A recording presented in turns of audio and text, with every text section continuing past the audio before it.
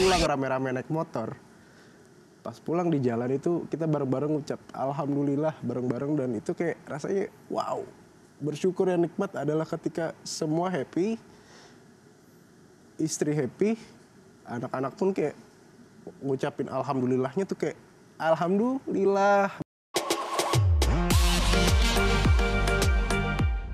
Pasti yang namanya kehidupan itu adalah seperti roda berputar gitu. Kadang di bawah, kadang di atas, kadang di tengah, kembali lagi ke atas gitu ya.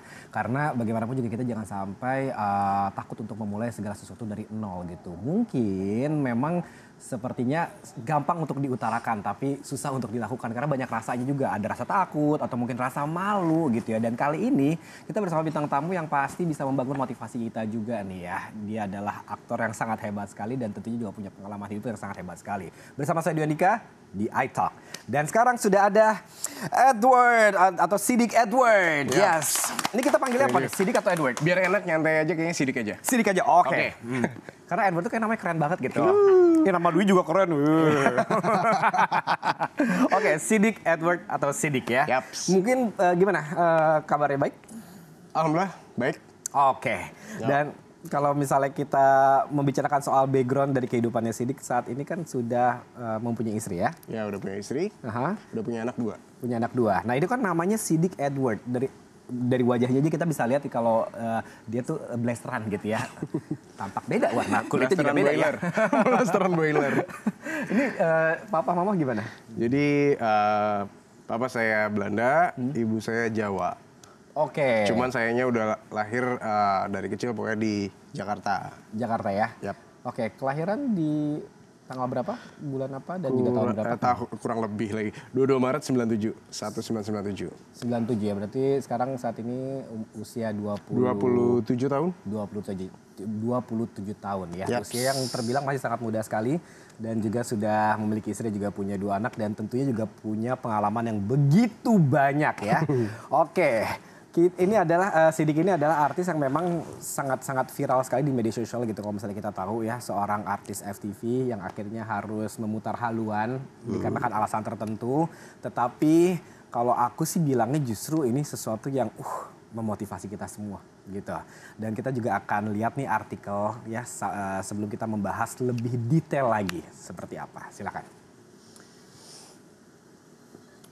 Kisah aktor Siddiq Edward, tawaran main sinetron berkurang usai adegan tangan buntung. Oke. Ini adalah ini adegan yang tangan buntung ini juga sebenarnya tuh sangat viral banget di waktu itu, apalagi di saat COVID kan. Iya. Nah, itu kan adegannya jadi kayak mau masuk jurang. Ceritanya udah frustasi mau masuk jurang. Sorry, ceritanya itu nggak punya tangan lah poinnya kan. Nah itu ceritanya mau masuk jurang, ditangkap dari belakang itu sama Pak Ustadz gitulah untuk mencegah bunuh diri. Mau loncat, dikagetin tuh sama Pak Ustadz mau ditangkap. Refleks lah kita sebagai manusia. Nah, itu keluar. Nah sebenarnya Siddiq akuin di situ adalah kesalahan di lokasi syuting. Cuman kesalahannya gini, jadi syuting itu kan ibaratkan udah seharian ya. Nah itu kebetulan sore diambil syutingnya. Nah itu udah ngap tuh soalnya pakai stagen, di press kita untuk tangan supaya tetap di belakang.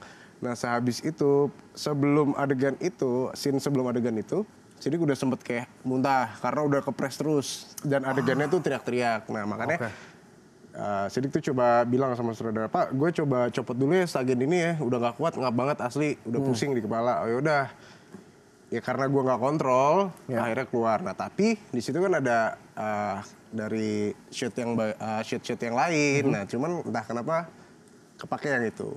Nah sebenarnya kalau dipikir-pikir juga ini kan sebenarnya bukan kesalahan dari kamu juga kan? Karena sebenarnya bisa juga kalau seandainya memang kelihatan tangannya, itu kan bisa di-take ulang lagi. Yap, seharusnya. Ataupun kalau misalkan ini mungkin di editing bisa menggunakan shoot yang lain kan? Shoot yang lain, karena kan banyak shot ya. Ada yang close up, ada yang master, ada belakang, depan, apa kurang gitu. Lebih begitu seharusnya. Nah, jadi efeknya itu sebenarnya nggak terlalu signifikan. Cuman ada beberapa kantor waktu itu kayak sempat waktu itu Siddiq masuk manajemen. Nah, Siddiq kayak nuntut, kok gue nggak syuting nih, apa gimana? Nah, terus habis itu dia mengusahakan yang terbaik dan akhirnya nelpon beberapa PH.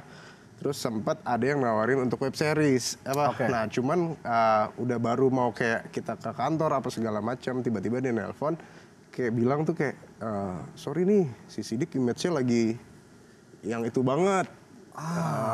Efek dampaknya mungkin beberapa PH ada yang seperti itu mereka bilangnya. Cuman kayak yang awalan Sidik mikirnya itu ya positif aja untuk menghibur masyarakat ketika saat COVID, malah kok jadi begini ya gitu malah loh. jadi kena ininya ya. Oke. Ya cuman Sidik berpikir aja positif, oh ya udah mungkin belum rezeki aja sih. Ya, dan ini juga membuktikan kalau misalnya untuk para pekerja seni itu memang terlihat sepertinya mudah dan juga menyenangkan, tetapi sebenarnya banyak resiko-resiko di dalamnya gitu. Benar. Apalagi yang bisa dibilang kesalahan kita cuma sekian persen, tapi ada juga kesalahan-kesalahan yang lainnya. Tapi karena kita yang ada di depan layar, akhirnya kita harus menerima semuanya dan akhirnya kena di image juga gitu. Dan ada beberapa tawaran yang harus hempas dikarenakan adanya kesalahan yang mungkin bukan dilakukan oleh hanya diri sendiri, tapi ada beberapa tim juga, gitu. Tapi ini impact-nya sangat terasa sekali ya, Sidik. Di saat itu sangat amat apalagi habis COVID ya kan, otomatis kan pekerjaan di saat COVID kan banyak yang off kan. Kita mau mulai lagi dari awal, tapi ada dampaknya dari video tersebut. Jadi ya udah agak susah tuh untuk menggapai atas lagi. Tapi ada sempat dapetin social bully nggak sih? Kayak ada beberapa komen di Instagram itu kayak, Sidik lu actingnya gimana sih? Lu malah kelihatan tangannya. Banyak banget. Apalagi ya sorry mungkin buat teman-teman yang awam dengan dunia entertain atau balik layar, itu kan mereka udah ngejudge-nya yang di depan layar aja nih. Sidik dong yang di layarnya itu. Udah mereka bilang, gimana sih nggak bisa acting, bla bla bla, apa segala macam. Cuman Sidik di situ pas di saat COVID itu bawaannya udah positif aja karena kayak nggak apa-apa lah hiburan buat mereka mau ngejudge apapun itu kayak udah masa bodoh. Yang penting lu terhibur aja, lu seneng-seneng ketawa-ketawain deh. Gitu. Jadi kayak udah problema seperti itu udah biasa aja sih, kayak nggak terlalu kepikiran banget di Sidik. Iya, tapi ada pembelaan dari Sidik sendiri nggak? Pembelaan setelah mengalami apa yang Sidik rasakan. Efeknya yang sekarang yang kemarin itu. Jadi kayak Sidik ngasih tahu ya bukan totally semua kesalahan saya dan apa segala macamnya. Jadi udah ngasih tahu semua sih, ya ada beberapa tahap lah seharusnya. Kesalahan di lapangan, tapi kan ada kesalahan harusnya bisa dibenerin di bagian editing dan lain-lain gitu loh. Kenapa bisa sampai lolos? Gitu. Ini mungkin jadinya seperti sudah jatuh tertimpa tangga gitu karena pertama adanya suatu adegan yang membuat Sidik akhirnya menjadi viral, tapi ternyata viralnya itu bukan viral yang positif, tetapi malah dampak yang begitu negatif, akhirnya sampai kehilangan beberapa job. Ditambah lagi juga memang pada saat itu lagi COVID, yang dimana produksi sinetron, FTV, film semuanya lagi diistirahatkan dulu gitu, dan pastinya itu sangat berdampak terhadap mental dan juga ekonomi ya. Itu akhirnya berapa lama merasakan itu? Merasakan itu sebenarnya alhamdulillah nggak terlalu lama. Sempat waktu itu akhirnya ada sinetron. Dapat sinetron. Cukup lumayan, ya kurang lebih 50 episodean berjalan. Nah terus habis itu selesai. Nah cuman ya karena efek dampaknya masih, kan sekarang tuh setelah COVID itu rata-rata kan mungkin kayak FTV dan sinetron, FTV lah waktu itu sering-seringan FTV soalnya kan. FTV agak berkurang ya kan, programnya apa segala macamnya, produksinya. Nah banyak kan ke web series. Nah jadi efeknya tuh ketika udah ke eranya web series, jadi Sidik kena dampaknya di situ doang, jadi udah nggak bisa kemana-mana. Ya udah, jadi makin lama kosong, ya udah. Duit dari stripping walaupun 50 episode itu ya habis-habis aja. Ya belum lagi honor nggak langsung kita kerja di hari ini langsung dapat honor sekarang kan, pasti ada prosesnya itu juga dia, gitu. Ada proses, dan kedua apalagi kan Sidik kesalahannya adalah hanya cuman berpatokan di dunia entertain, nggak usaha, punya anak, punya istri, anak 2. Ya pasti lama-lama habis dong. Tapi dari situ akhirnya pernah ada di titik yang kayak the lowest point ya, titik yang paling terendah, dan akhirnya dari situ apakah langsung berpikir untuk merubah nasib atau kehidupan? Ada momen itu saat kapan? Titik terendah tuh setelah COVID kayaknya deh, setelah COVID kurang lebih. Itu ada pokoknya selesai, kan sinetron itu berjalan pas COVID ya, pas COVID akhir-akhir. Selesai duit makin habis. Itu sisa duit pokoknya kita megang, aku sama istri keadaannya waktu itu hamil, anak kedua, udah punya anak 1, anak pertama aku lagi sakit, itu cuma megang duit 10.000. 10.000 di ATM 0%. Di ATM 0%. Sementara di dalam satu keluarga ini ada suami, istri, 1 anak dan 1 yang sedang dikandung. Yap. Wow, itu pasti sangat tidak mudah. Apa sempat minjem ke beberapa kerabat teman? Aku sih terutama bilang sama istri, serendah apapun kita, usahakan jangan sampai minjem. Kecuali amit-amit buat kepepet. Nah kita sempat minjem, tapi dimaksimalkan kayak ya udah sampai 500.000 aja. Jangan sampai lebih. Takutnya ya amit-amit kita nggak ada yang tahu kan, bisa bayar atau enggak. Soalnya kita nggak ada yang tahu nih perekonomian ke depan. Tapi waktu itu bersyukurnya gini, karena syuting itu nggak langsung dibayar kan. Iya. Ada satu FTV sidik waktu itu belum cair honornya. Dari uang 10.000 itu nunggu kurang lebih setengah bulan sampai 1 bulan lah. Sampai akhirnya turun tuh duit yang honor. Honor yang belum keluar itu. Ya dipakai buat bayar segala hal, ngebeli keperluan segala macam. Sisa akhirnya duit tuh dari honor itu kurang lebih sisa 1 jutaan. 1 juta. Di situ cukup buat tabungannya. Disitulah kayak berpikir tuh kayak gue kayaknya udah sempat putus asa tuh kayak bener sih kayaknya kata istri gue kayaknya udah nggak mau udah nggak laku kali ya kalau kasar itu udah nggak laku di entertain. Gue udah berpikir seperti itu Kak. Sampai akhirnya tuh istri bilang gini, ya udah kamu daripada ya bukan kesalahan istri ya. Cuman maksudnya istri kayak marah tapi dia motivasi lu harus kerja apapun itu. Sampai istri bilang kamu masuk pabrik aja. Saya sempat mau kerja di pabrik. Sempat sampai mau daftar kerja di pabrik. Terus pada akhirnya berjalannya waktu ya udah mikir abis itu ya udah mikir jualan bakso cilok itu. Lihat gara-gara di dekat rumah ada jualan bakso cilok. Dia di pemukiman tapi kayak peminatnya banyak gitu loh. Belajarlah konsul sama dia ngobrol. Dengan duit 1 juta itu kepakailah kurang lebih 750.000 untuk modal semuanya. Dari situlah mulai survive apa segala macamnya. Oke, baiklah. Ini sangat menarik sekali ya, Insightizens. Siddiq Edward ini adalah pemain FTV, pemain sinetron yang akhirnya banting setir karena alasan ekonomi. Akhirnya Siddiq Edward harus berjualan, ya, jual cilok. Dan kita akan lihat artikel berikut ini.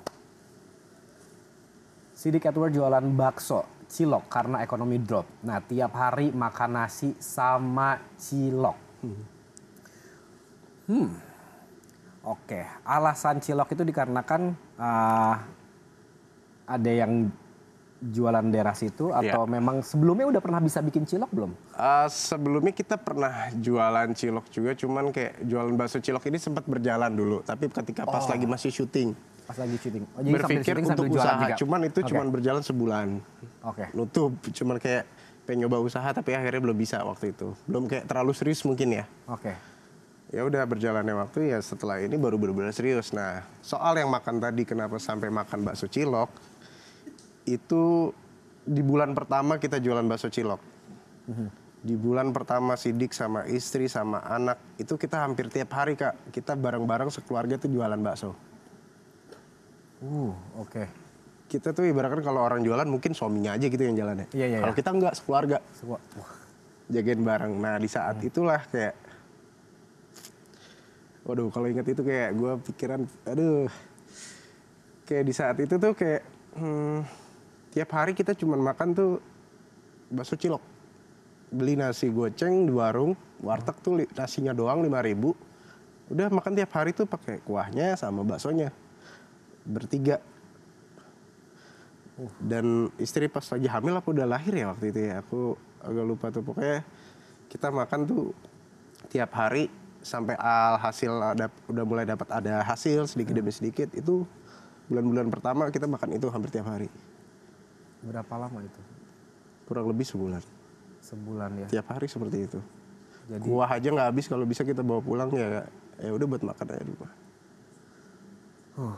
Situasi yang pasti ini sangat sulit sekali. Seperti bener-bener kayak dunia seolah-olah kebalik gitu. Dari kehidupan glamor di selebriti menjadi selebriti sampai akhirnya berjualan cilok gitu. Walaupun apapun usahanya kan, yang namanya usaha kan pasti kita harus apresiasi ya. Tetapi mental pasti akan keganggu kan gitu. Ada nggak sih rasa malu, rasa kenapa kok kehidupan tuh sampai kayak gini-gini banget gitu?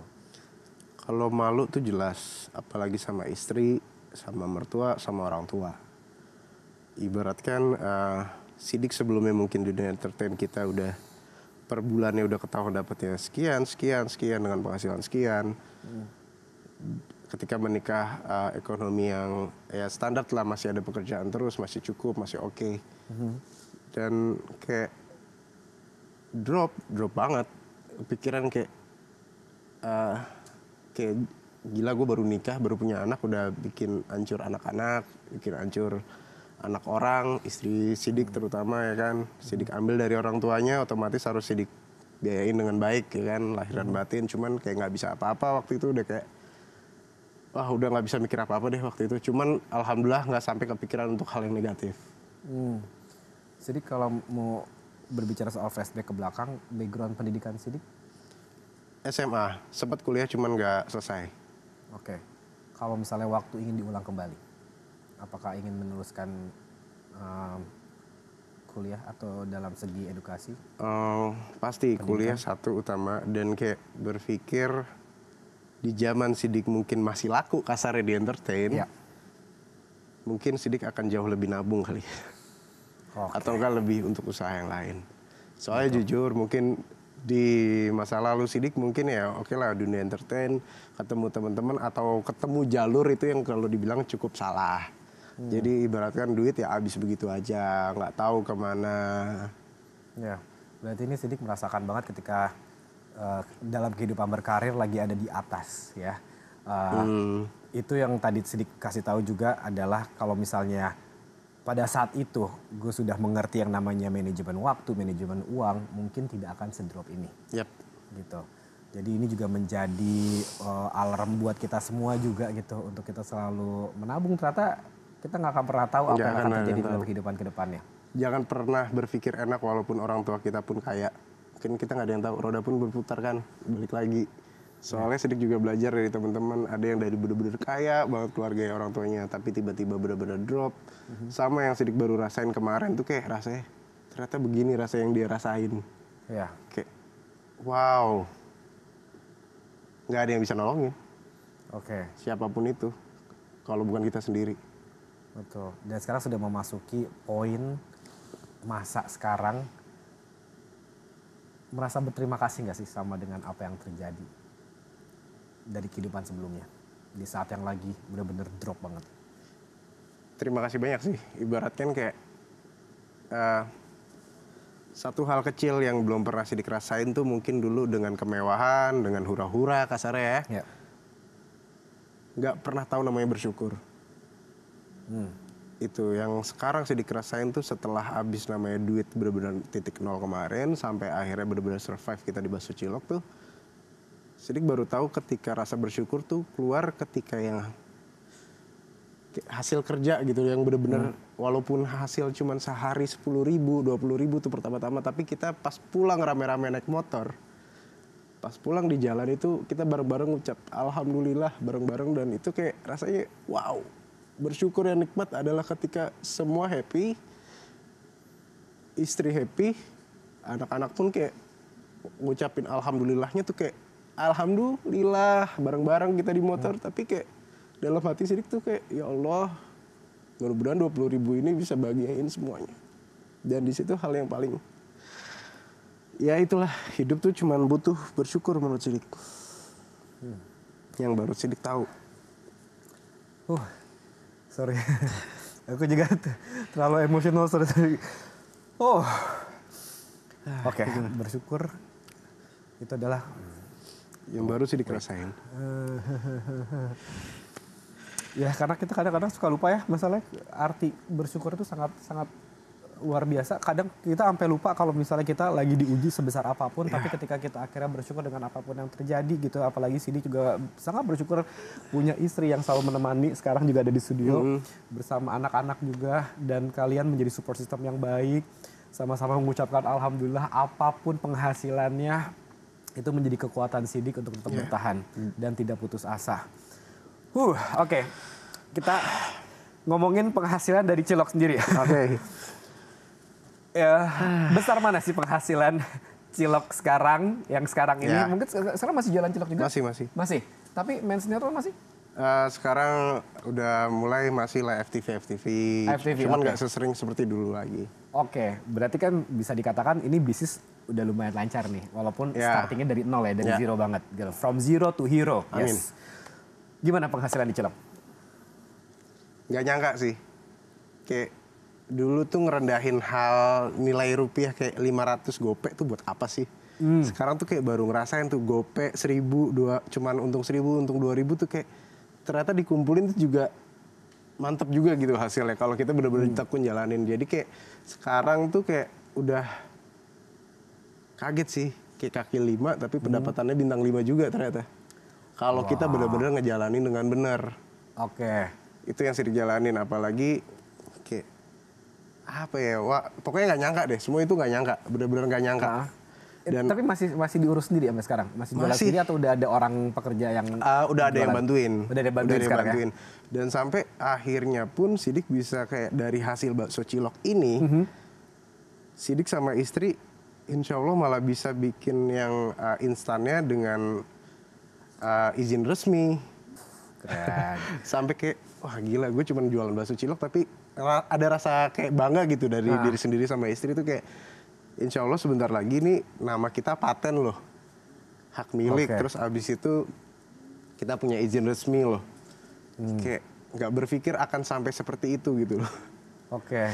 Ini kan udah ada dalam bentuk kemasan ya? Baru rencana, baru rencana. Ini lagi perizinannya lagi diurus semuanya. Berarti nanti orang-orang yang dari luar kota atau yang jauh bisa akan merasakan insya Allah si bakso cilok ini ya. Kalau boleh tahu dijual berapa sih bakso cilok per mangkok? Kita jualnya seporsinya 10.000 sih. 10.000, oke. Kalau untuk offline-nya ya. Offline-nya, oke. Nah, ini tuh menarik ketika akhirnya Sidik tuh kan berjualan bakso cilok gitu. Karena kan kelihatan lah ya kalau misalnya pemain sinetron, pemain FTV kan pasti emang auranya tuh terpancar gitu. Kayak, aduh ganteng gitu kan. Apalagi kan Sidik juga berparas ganteng dan juga putih ya kayaknya. Pasti orang ibu-ibu yang lagi lewat kayak, siapa itu? Gitu. Nah ini gimana nih reaksi masyarakat pas akhirnya ngelihat Sidik bersama cilok dan juga ada gerobak cilok di situ ya? Oke, gimana? Atau ibu-ibu nyangkanya jangan-jangan lagi main FTV kali, mana kameranya? Enggak, itu beneran. Banyak yang bilang kayak gitu. Oh, banyak yang bilang kayak gitu juga. Apa ada yang bilang, cuman carmuk nih, cuman apa namanya? Prank atau konten. Lebih parahnya lagi cuman cari sensasi atau segala macam. Cuman kayak makin kesini makin nikmatin yang awalan agak sedikit baper ya, cuman kayak makin ngebawa aja gitu, kayak dibikin have fun aja. Soalnya ibu-ibu ini mereka walaupun ibaratkan maaf ya mungkin mulutnya nyerocos apa segala macam, tapi dari mulut mereka lah yang akhirnya bisa kepencar semua orang di lokasi itu. Jadi benar-benar ibu-ibu tuh, apalagi kan ibu-ibu sosial medianya ya walaupun update-nya asal-asalan, tapi frekuensi mereka itu kayak ibu-ibu pengajian. Update-nya asal-asal. Iya benar dong. Gimana ya maksudnya, dengan kearifannya mereka lah ya kan.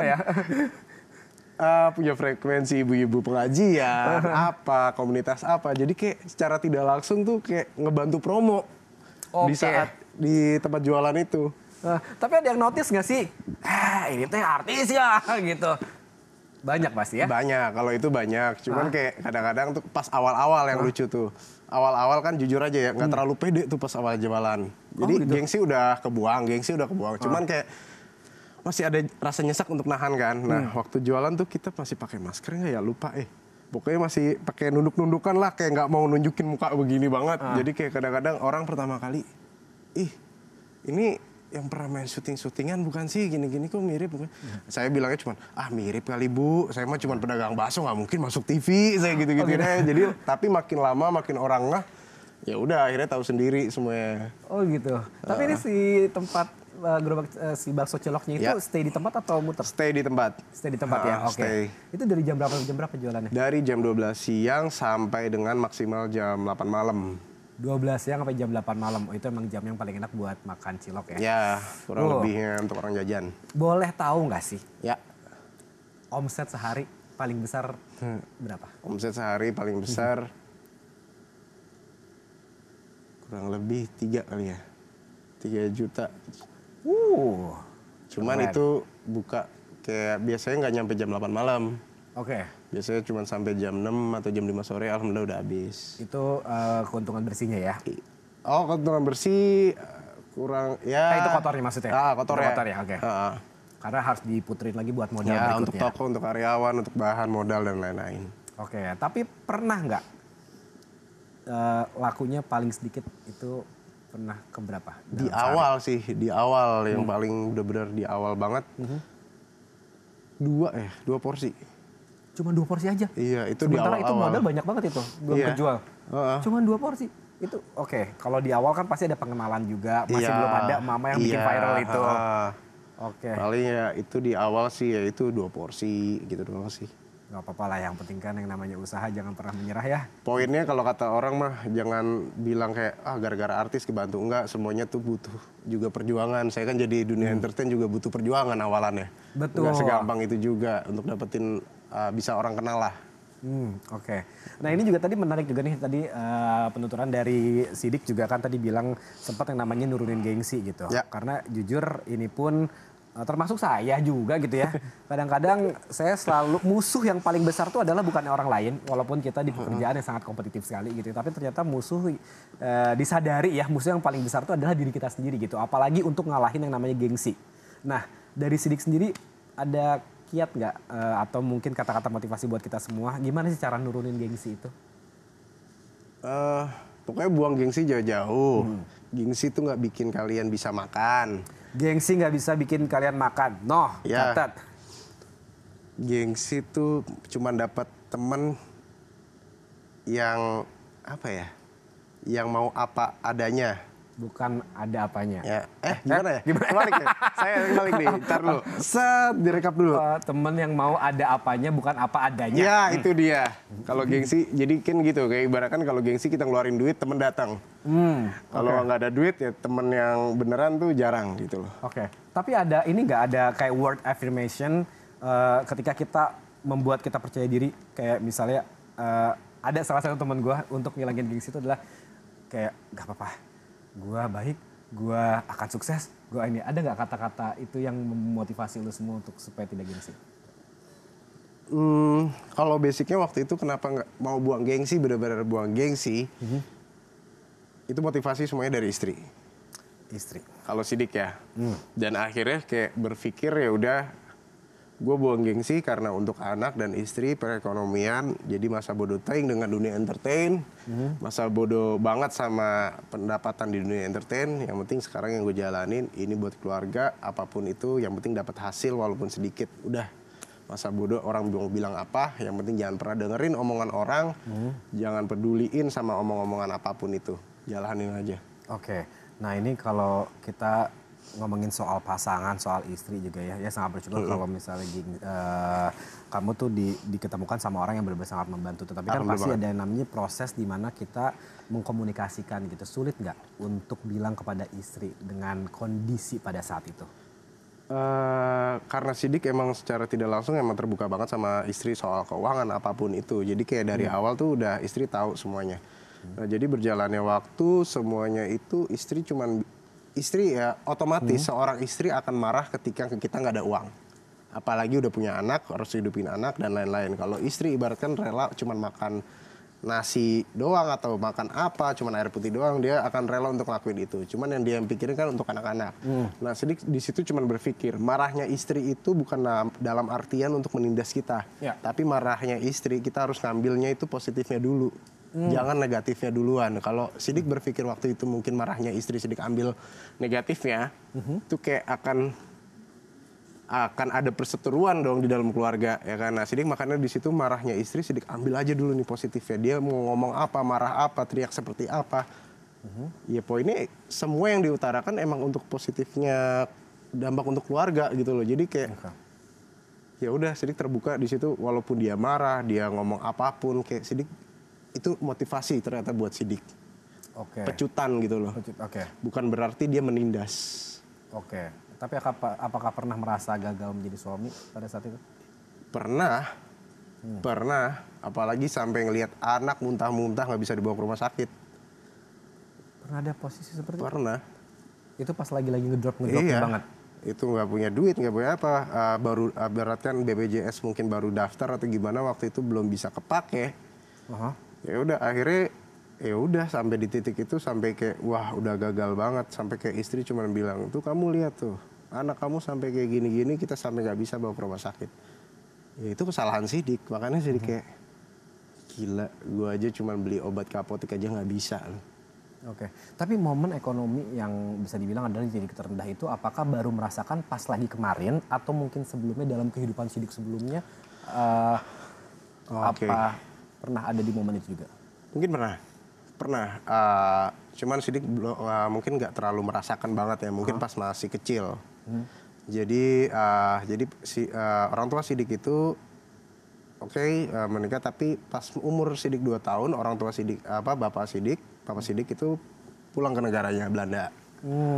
Nah dari kecil itu mungkin Mama Sidik ini ya mungkin bertarung lah untuk menjadi seorang bapak dan juga ibu. Dia kerja apapun sampai dari akhirnya sempat kerja jadi pembantu rumah tangga, sampai akhirnya bisa kerja di restoran apa segala macam, akhirnya jadi koki. Jadi kayak Sidik belajar semua itu tuh kepikiran juga, salah satunya orang tua Sidik, ibu Sidik. Dia aja bisa loh hidup kayak bener-bener dari nol, ngontrak yang cuman dulu. Sidik pernah ngontrak tuh sama orang tua dulu pas masih kecil, cuman yang setetak doang gitu-gitu, kayak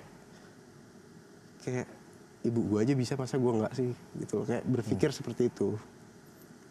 Jadi kayak udah mungkin mentalnya alhamdulillah udah ada sedikit fondasi lah ya. Untuk terus memperjuangkan apapun yang terjadi ya. Berarti ini yang seperti tadi kita dikatakan juga gitu ya, roda kehidupan kadang di bawah, kadang di atas, kadang di tengah, dan ya maaf tidak menutup kemungkinan juga ada di bawah lagi, tetapi bagaimana cara kita menyikapinya. Ya yang penting kita sadar diri aja sih. Bersyukur itu perlu.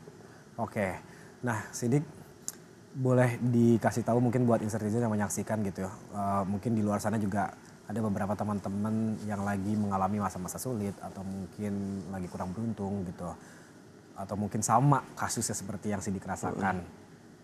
Ada nggak kata motivasi tentang arti dari kehidupan ini?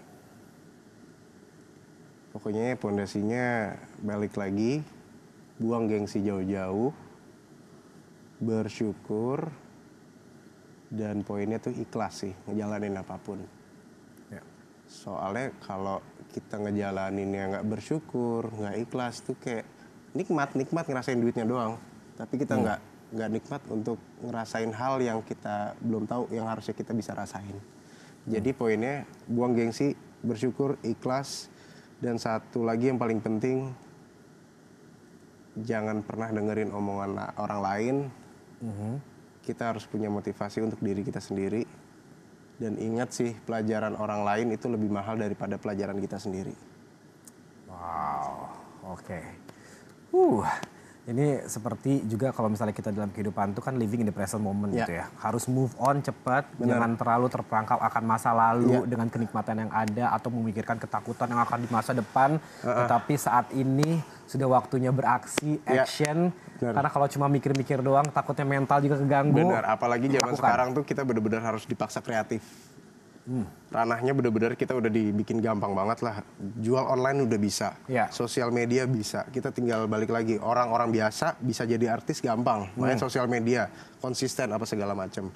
Ini zaman sekarang harus paksa kreatif sama konsisten. Kalau untuk mau kerja atau usaha apapun itu sih. Betul, dan yang tadi Sidik bilang kalau misalnya bukan kita, siapa lagi yang akan ngelakuin kita dan siapa lagi yang akan menyelamatkan kehidupan kita. Thank you banget Sidik Edward buat pembicaraan kita di hari ini. Sumpah ini emosinya tadi kayak naik, terus juga tadi gue juga sempet kayak emosional banget. Makanya kalau ingat-ingat yang dulu tuh aduh. Tapi keren banget ya, semoga ini juga bisa memotivasi Insertizen yang lagi menyaksikan. Saksikan terus I Talk ya. Dwi Andika pamit, bye-bye. Thank you.